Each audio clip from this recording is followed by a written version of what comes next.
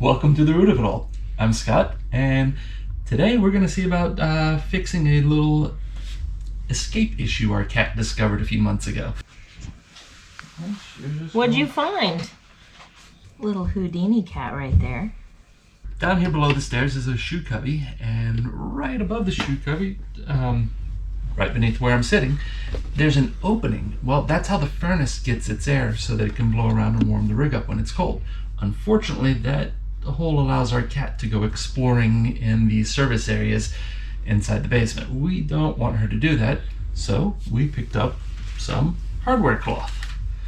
This is just a 1/4 inch mesh grid, and we're gonna go into the basement and get it installed today.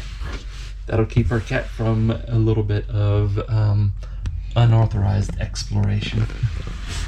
We could try and put the cloth up from inside here, but it's going to be a lot easier to get everything installed and cleaned up if we take the doors off the basement, or take the panels off the inside of the basement and get to it from that way. If you like what you see, give us a thumbs up. And if you'd like to see more of this type of thing, subscribe to our channel. And now, on to the fix. Let's get to it.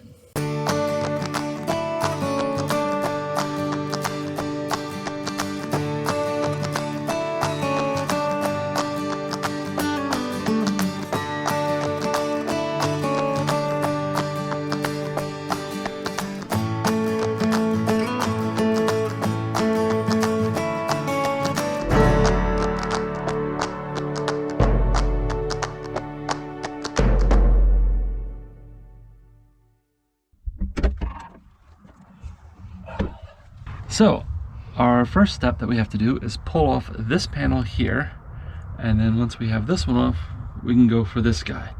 That'll give us access to the area that we need to put the hardware cloth in. It's kind of cozy in here. I fit. Barely, but I fit.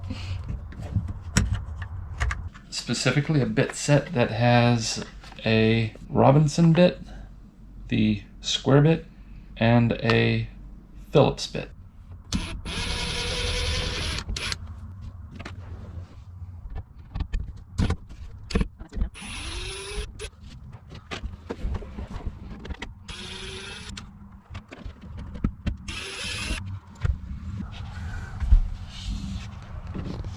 So this is what it looks like when the wall comes down.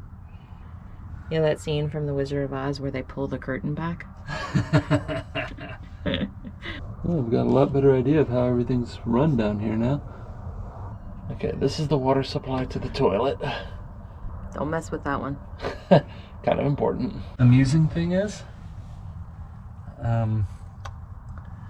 with a little bit of optimization, we could probably gain 25% more space inside of here.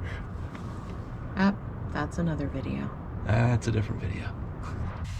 Okay, so that doesn't fold. No. Well, that's where we need to get to.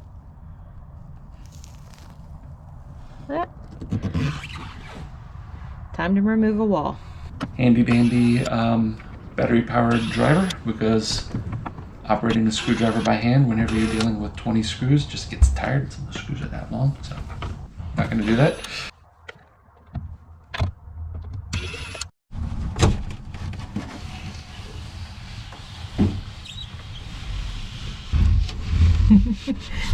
It's getting awfully dark in here. So that right there is how the shoe rack is exposed inside the RV, and this big old hole is how our cat got through. And that looks like a cat's dream playhouse. We definitely want to keep her out of this area.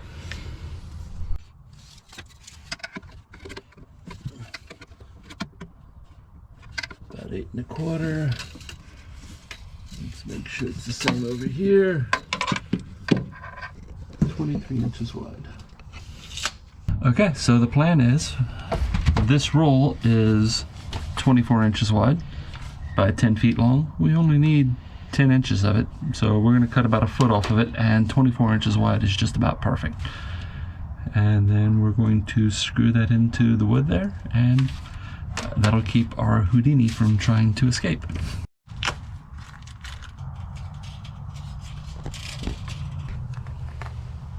Only cost a couple of bucks for a huge roll, and we used 10% of it, so that was awesome.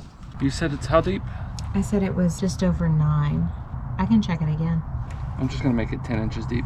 That might be a little short. Let me check it again. A good pair of snips.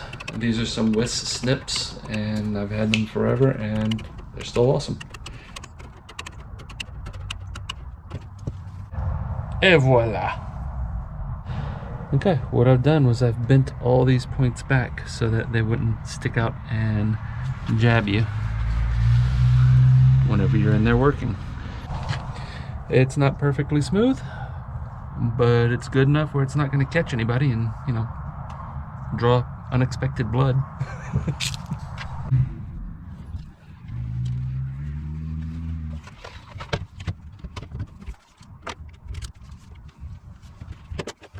Now I just need my headlamp. I'll be right back.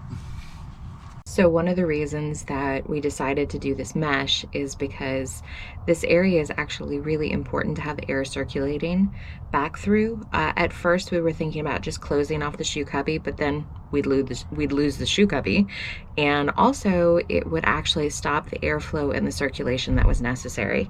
Hence us going to find open wire mesh. Okay.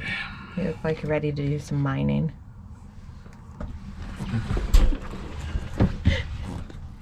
Let's see if I can squeeze in here. You okay? I am not a small guy. You made it. Oh. That was impressive. Okay. 8.5.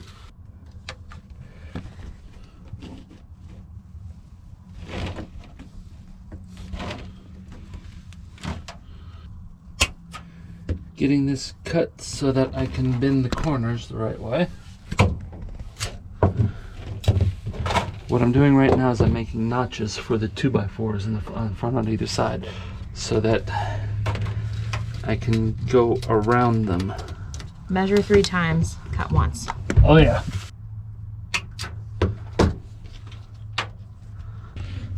And that should be the 2x4s. And then the rest of this turns down except for you in the middle.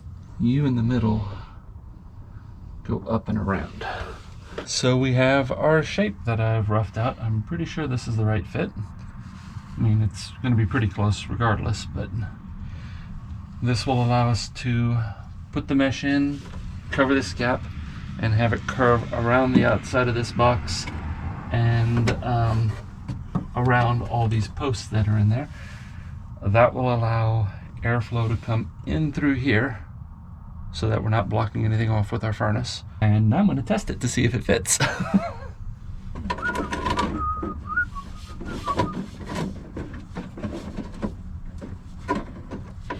It's getting caught on some wires. Yeah, I'm going to have to basically bend it. Now that I have this shape so carefully made, I'm going to have to bend it up to get it in here and then recreate it. It's a good thing it's a very bendy wire. It is very bendy. Okay, there. Now it is mostly in there.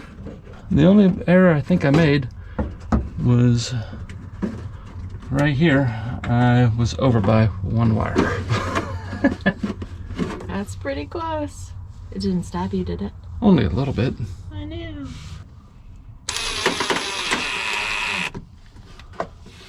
These are number 8s by 9/16 long, so they wouldn't poke through the wood that we were drilling into or screwing into. And they have a washer head on the top so that they'd be caught by, or they would effectively catch the hardware cloth and would be less likely to pull through. So if you look closely here, you could see how I folded the corners over so that they were overlapping. And that's just so that the screws are holding down the metal mesh from multiple directions, which gives it a little bit extra strength. So put in a screw there, another one up there, one along the back wall. We're gonna put one right here, but we're gonna need a right angle attachment to get in there. Basically joined it at all the corners where there was extra wood inside so that it wouldn't bust through the thin paneling that's on the back of the shoe cubby. Next up was a right angle adapter because Well, the stairs are only so tall, and I needed the ability to operate the bit driver at an angle. I think we are good. We're done? I think we're done.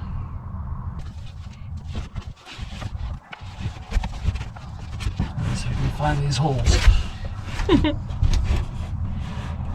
Wall back and buttoning up. I was just loosely guiding the screws in by hand so that they would be going into their original holes and hopefully original threads. So we're not cutting new threads in the process.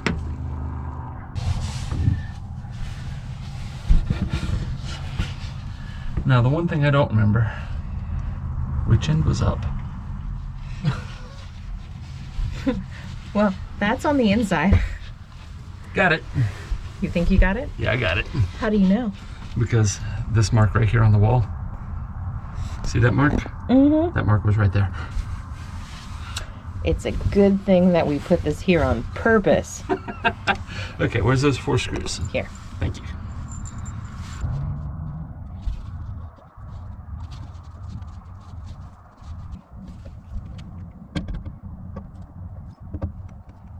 Ah, there it is.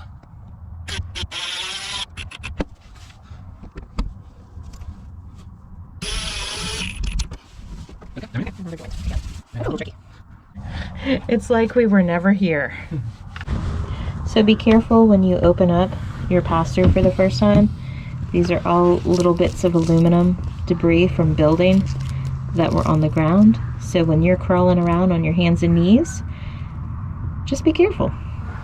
So the kitty cat escape hatch, otherwise known as the opening that's in the shoe cubby that leads into the service compartment in the basement down there, is now officially covered. Our cat will no longer be able to escape the RV into its underbelly.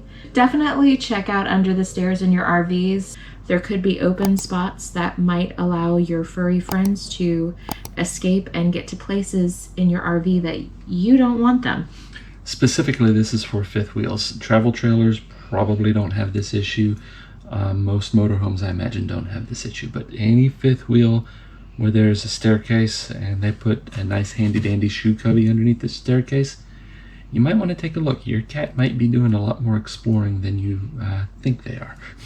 And thus ends our project under the stairs. So hopefully this keeps your furry friends a little safer on your travels.